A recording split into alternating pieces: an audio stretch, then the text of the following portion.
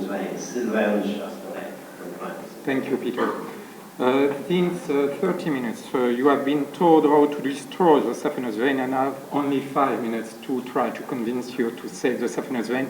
So that's not good, Peter. You know that. I'm kidding, of course. So hurry up. As you know, in presence of varices, the saphenous trunk is not always reflexing, and of course, in 40% of the cases, there is no more indication to treat the saphenous vein. But the question is, when the saphenous vein is refluxing, should we always treat it? And we can answer to the question, yes. Yes, if we based our treatment on the traditional descending theory, where the disease starts at the brain, downward to the trunk, and the treatment consists in suppressing the reflux at the junction by crossectomy, suppressing the saphenous trunk, and suppressing the varicose veins. But we could also say no if we think different, no if we look at new data.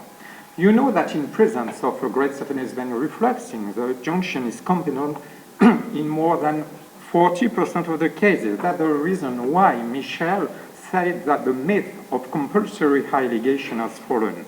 This is confirmed by the endovenous procedure with no more reflux at the junction after this kind of procedure without any crossectomy. So we can say that crossectomy is not necessary for the abolition of the reflux at the junction.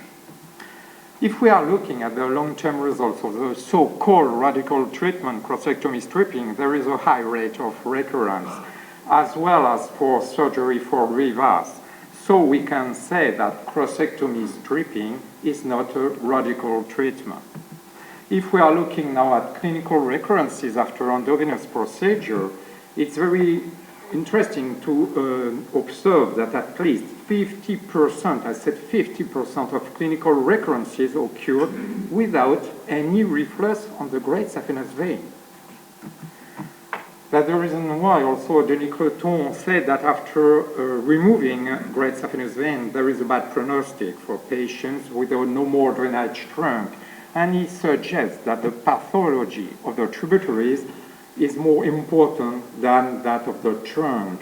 And he suggests also to preserve the saphenous trunk.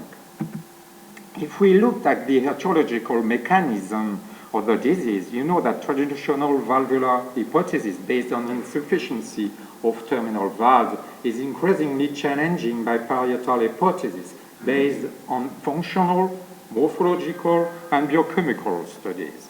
But the next question should be, where does the reflux start? And Nikos answered to that question by saying that venous wall changes can occur in any segment of the vein, irrespective of the site and the function of the valves.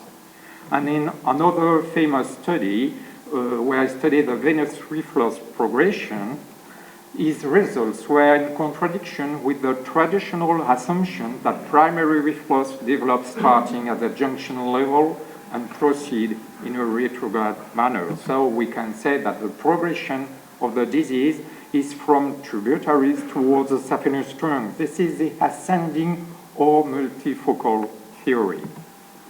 For Marianne de Messner, there is now growing evidence that in many cases, superficial venous disease is rather ascending, and she suggests to focus the treatment on tributaries on the first stage.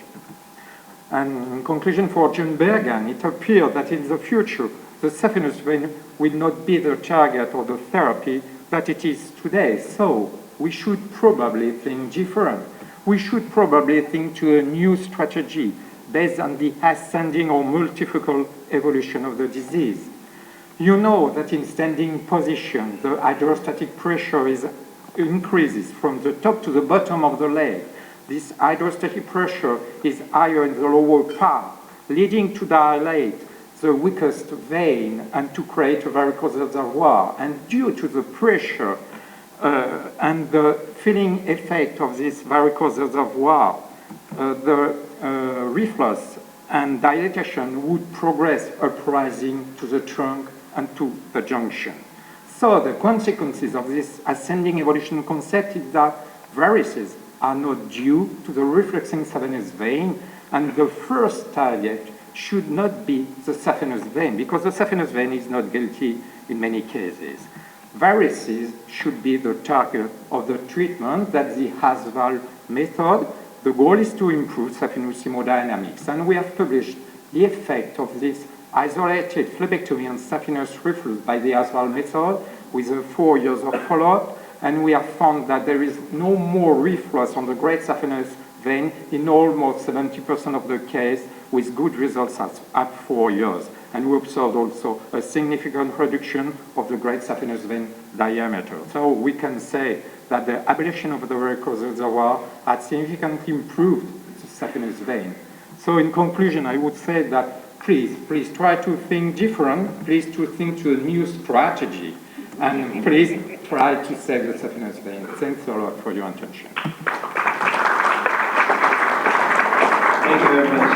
I will take only the opportunity to invite you to the next MMGD meeting, which will be held in Nice on May. Thank you.